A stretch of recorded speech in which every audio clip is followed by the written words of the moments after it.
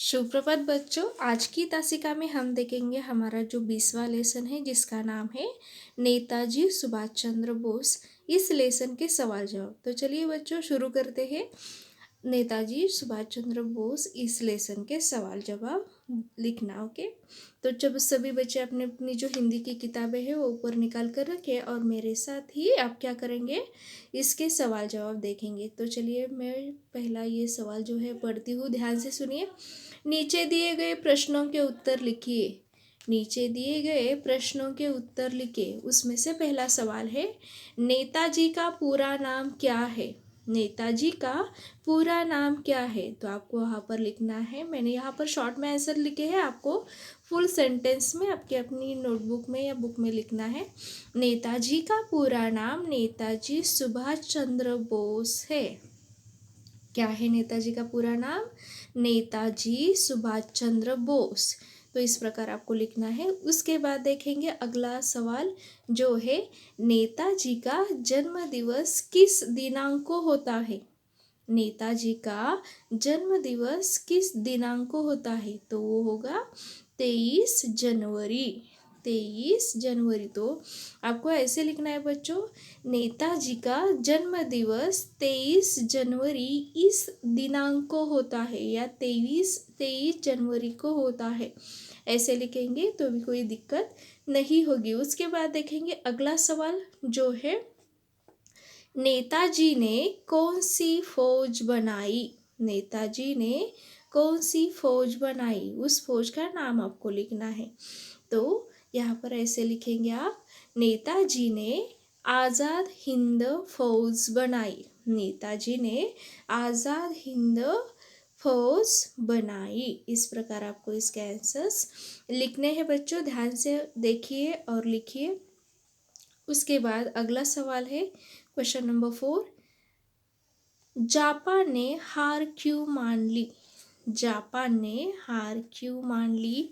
क्योंकि संयुक्त राज्य अमेरिका इस देश ने जापान पर अणुबम गिरा दिए और इसीलिए जापान ने हार मान ली।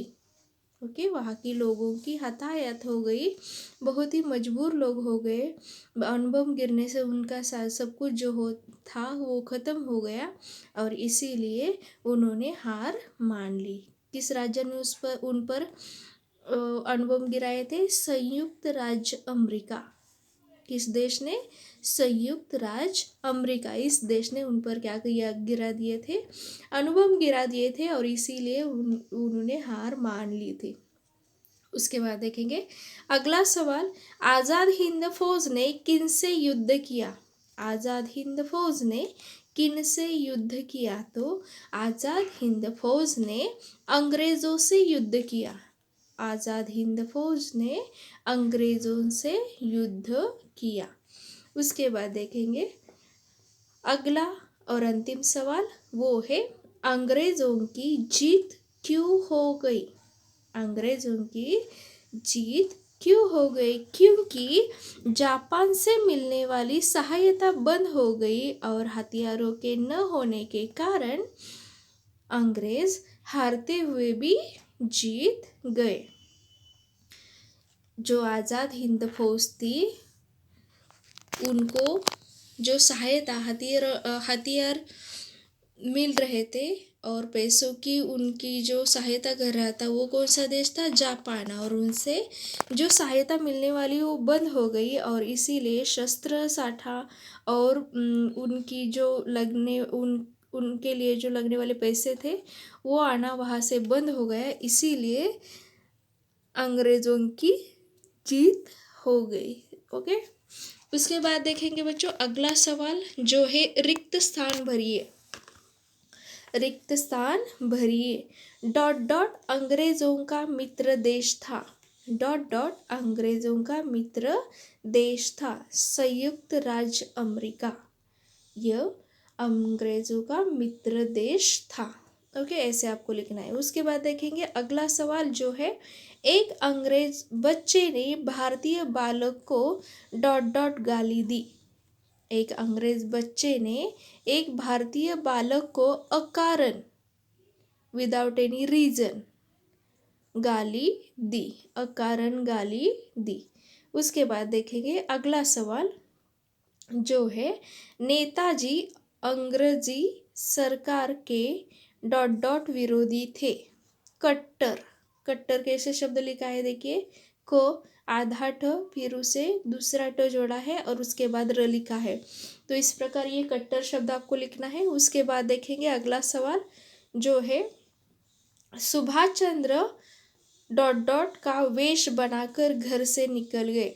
सुभाष चंद्र डॉट डॉट का वेश बनाकर घर से निकल गए, वो है मौलवी। जब उनको कैद करके अंग्रेज सरकार ने लिखा था, ना वो किसी से मिल सकते हैं और ना कोई उनसे मिल सकता है, ऐसा उस पर उन्होंने क्या कर दिया था, बंधन लिया, बांध दिया था या बंधन को उन पर लाद लिया था। और इसीलिए उन्होंने क्या कर दिया, एक दिन उन्होंने क्या कर दिया, दाढ़ी बढ़ाना शुरू कर दिया और मौलवी का वेश उन्होंने धारण कर दिया, प्रवेश, और वो घर से निकल गए।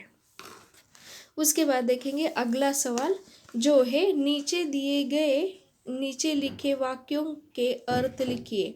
वे देश के लिए मरकर सदा सदा के लिए अमर हो गए। वे देश के लिए मरकर सदा सदा के लिए अमर हो गए, मतलब जो नेताजी सुभाष चंद्र बोस जी है, उन्होंने क्या कर दिया, देश को अंग्रेजों की चंगुल से छुड़ाने के लिए आज़ाद हिंद फौज की स्थापना की। वे उसके सेनापति बने। उन्होंने अंग्रेजों को बहुत ही अंग्रेजों के सैनिकों की छक्के छुड़ा दिए, उनके ऊपर आक्रमण कर दिया। लेकिन क्या होगा, वहाँ से जब जो सहायता मिल रही उन्होंने जापान देश से, वो क्या कर दिए, वो मिलना जब बंद हो गई तब क्या हो गए, एक विमान दुर्घटना भी, उनकी हार हो गई पहले अंग्रेज़ों से, और उसके बाद एक विमान दुर्घटना में उनकी डेथ हो गई। और वो ये देशभक्ति का कार्य करने के लिए वो वहाँ पर दुर्घटना में मरकर भी अभी तक आपके दिलों में जिंदा है। और इसीलिए ये कहते हैं, वे देश के लिए मर कर भी सदा सदा के लिए अमर हो गए। उसके बाद, स्वतंत्रता संग्राम के इस महान सेनानी को हमारा शत शत नमन। जो स्वतंत्रता सेनानी थे नेताजी सुभाष चंद्र बोस, इनको हमारा शत शत नमन, क्योंकि उन्होंने बहुत ही भारत देश को आज़ाद करने के लिए बहुत ही प्रयास किया था, सेना स्थापन की थी, लेकिन उनमें उनको यश नहीं आ पाया। ऐसे महान सेनानी को हमारा शत शत नमन, मतलब हम उसके सामने हाथ जुटाकर उनके सामने सर नवाते हैं, उससे हम भगवान की तरह मानते हैं। उसके बाद, तुम मुझे खून दो मैं तुम्हें आज़ादी दूंगा। अगली जो पंक्ति है, अगला जो वाक्य है वो है, तुम मुझे खून दो मैं तुम्हें आज़ादी दूंगा। जब अंग्रेज़ों के विरुद्ध जब नेताजी सुभाष चंद्र बोस जी ने एक सेना खड़ी की, उनको ये कहा कि तुम क्या करो मेरे साथ, जैसे मैं कहता हूँ वैसे क्या करो आप लोग, मुझे अपने देश को स्वतंत्रता दिलाने के लिए मेरे साथ खड़े हो जाओ, सेना बनो और अंग्रेज़ों को हम पछाड़ देंगे। मतलब अपनी जान की बाजी लगा लो आप लोग अपने देश के लिए, और मैं आपको क्या दूंगा, आज़ादी दूंगा। अगर आप ये मेरा काम कर देंगे, मेरे साथ आप खड़े रहेंगे और उनसे लड़ेंगे, तो मैं आपको क्या करूँगा, आज़ादी दिला ही दूंगा। तो ऐसा जो नेताजी सुभाष चंद्र जी बोस है, उन्होंने अपने भारतीय सैनिकों से कहा जो उनकी सेना में थे, जिसका उस ग्रुप का नाम क्या था, आज़ाद हिंद फौज के जो सैनिक है, उनसे ये बात कही थी। किसने कही थी, नेताजी सुभाष चंद्र बोस जी ने। ओके, उसके बाद देखेंगे बच्चों अगले पन्ने पर जो क्वेश्चन है वो, अगला सवाल, सही विकल्प पर सही का चिन्ह लगाइए।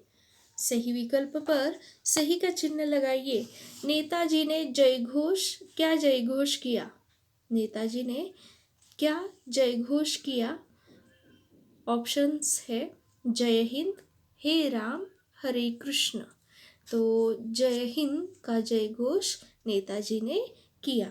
तो यहाँ पर जय हिंद यही ऑप्शन करेक्ट है।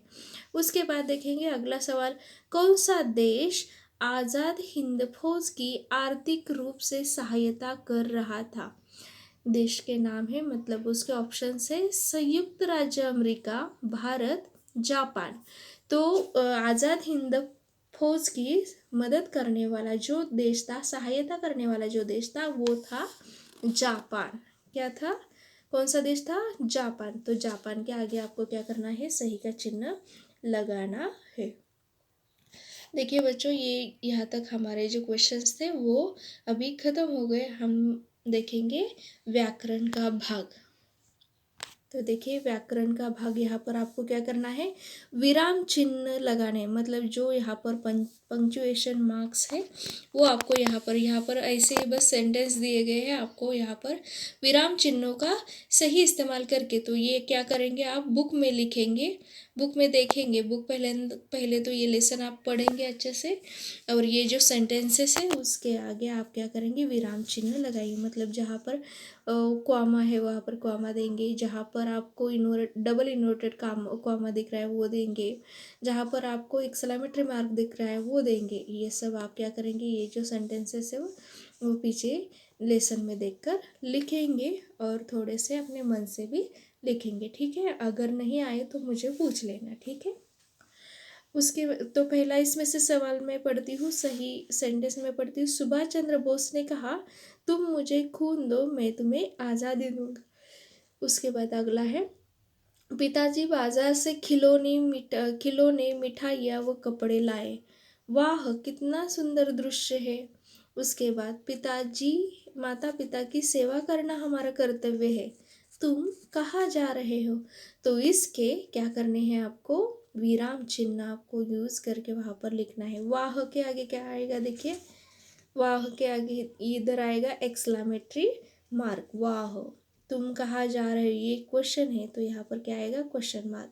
ऐसे आपको क्या करना है? यहाँ पर जो नहीं है विराम चिन्ह वो आपको लगाकर अच्छे से इस क्वेश्चन को सुलझाना है। अगर नहीं आए तो आप जब मेरे सामने ऑफलाइन पढ़ेंगे तभी मैं आपको समझा दूंगी, ठीक है?